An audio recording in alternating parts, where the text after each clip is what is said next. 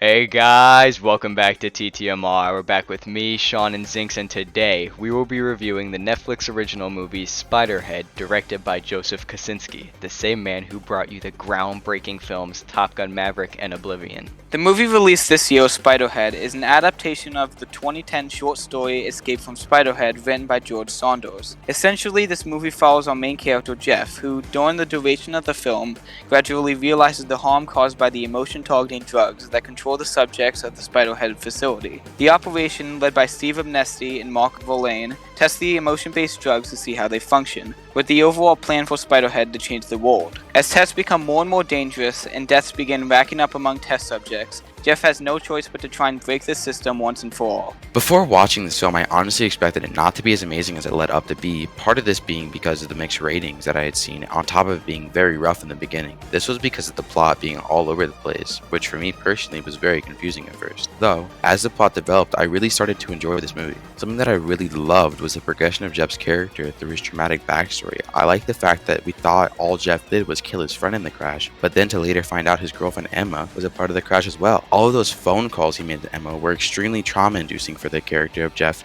and really made the audience sympathize with him, as we realized that she has died. This, at least for me personally, made it feel like Jeff was more of a believable character, since I was more immersed in his story upon seeing this play out on the screen. Alright, honestly, I thought this movie was going to be bad. I mean, everything pointed to it, but I was actually really caught off guard by this one. Behind all the poor CGI and the plot being all over the place, there's a very fun movie. The acting was phenomenal. Chris Hemsworth, Miles Teller, Jurnee Smollett, and Tess Howbridge all had absolutely outstanding performances. They put so much passion and emotion into these roles, and wow did it work. I felt terribly sad for Jeff, played by Miles Teller, as we see the flashback of the traumatic event that landed him in the Spiderhead facility to begin with. Lizzie, played by Jurnee, was my favorite performance. As her character was getting tortured due to the Darkenflox, I felt a genuine feeling of suspense as I thought she was gonna die. I felt genuine sadness as her body hit the floor and we cut to Jeff rushing to save her. Lastly, I genuinely felt unsettled by the scene of her in the corner screaming and freaking out over a stapler. I also want to mention Steve, played by Chris Hemsworth, in that last scene where his pack is bugging out and he's going through all these different emotions. He laughs, he cries, and he feels at peace, and Chris acted this scene out so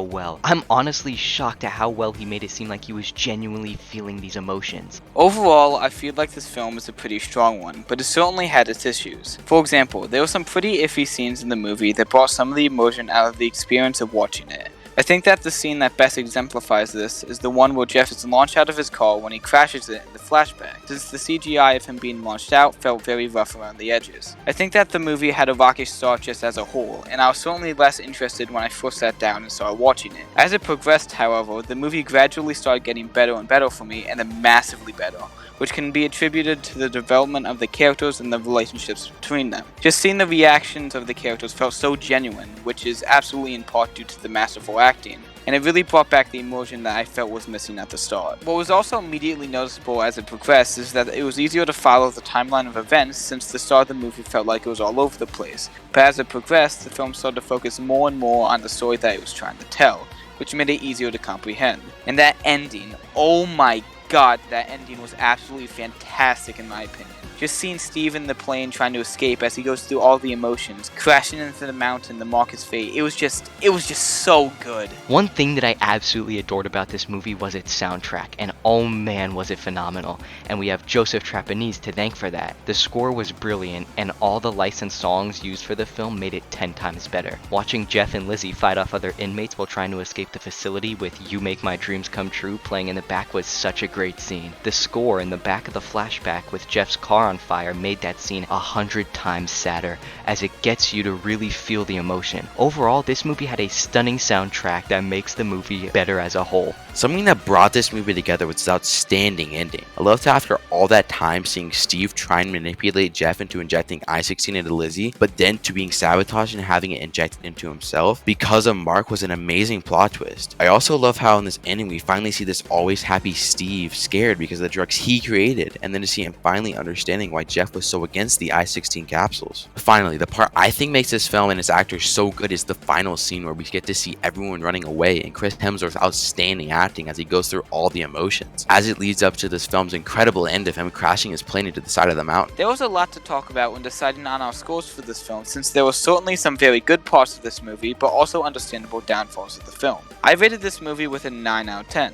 Max with an 8.5 out of 10, and Zinks with an 8 out of 10. These scores combine in order to give us an average score for the film as an 85%, which I think is a good score that reflects this film based on our thoughts. Mostly, our ratings come down to how strongly we feel about the star, since I think we can all agree that the beginning was kind of all over the place, but the ending was absolutely phenomenal. Overall, we would recommend anyone to watch this movie. Even though all the minor issues we noticed, this film isn't a terrible watch, at least in our opinion. The acting is great, the story is fairly interesting, and the soundtrack is amazing. Again, even with the bad reviews, this could be a great movie to watch if you have nothing to do and want to have some fun during your free time. So with that being said, that has been our review of Spiderhead. Remember that this is just our opinion, so you don't necessarily have to believe everything that's said here. Come back soon for more reviews or browse existing ones on the channel. Make sure you check out our Twitter for sneak peeks and updates on future projects. We hope you all have an amazing rest of your day, and if you enjoyed, you can like or subscribe to help us out.